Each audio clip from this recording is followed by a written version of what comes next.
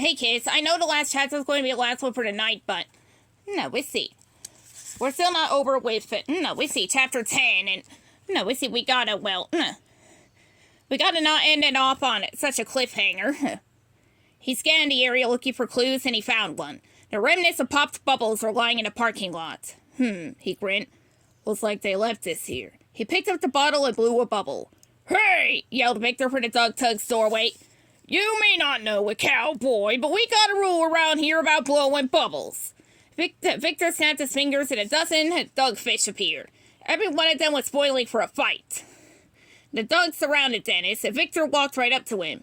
The rule says all bubble blowers will be punished.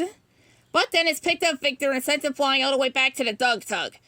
Dennis tipped his cowboy hat and sped away on his motorcycle, hot on SpongeBob's trail. By this time, SpongeBob and Patrick were cradling each other and still crying. Mindy watched them cry, unsure what to do. Oh, boy. Think, Minnie, think, she mumbled to herself. Finally, an idea came to mind. Well, I guess you're right. A couple of kids could never survive this journey, she said. SpongeBob and Patrick just looked at each other and started crying again. That's why I'll just have to turn you into men, said Mindy. Suddenly smiles spread across their faces, and the boys stopped crying and began jumping up and down. You could do that? How? Asked SpongeBob. With my mermaid magic, said Mindy. Did you hear that, Pat? SpongeBob said, excited. She'll use her mermaid magic to turn us into men. Hooray! Cried SpongeBob and Patrick. We're going to be men. We're going to be men. Now, let's get started, said Mindy. Close your eyes. They did. Are we men yet? Asked SpongeBob impatiently.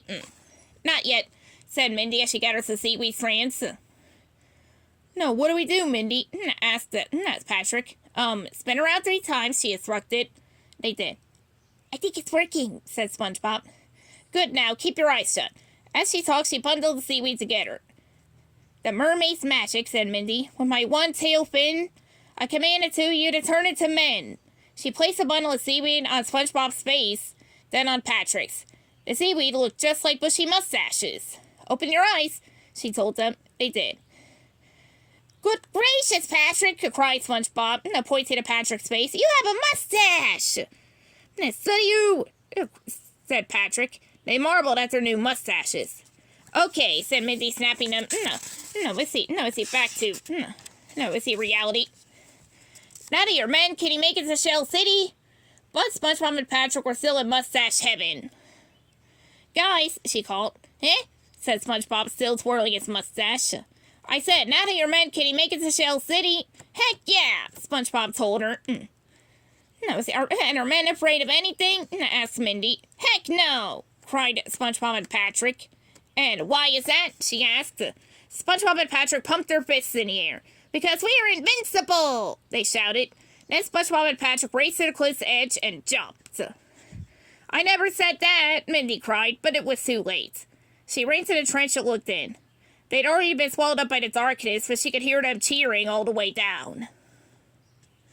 To be continued.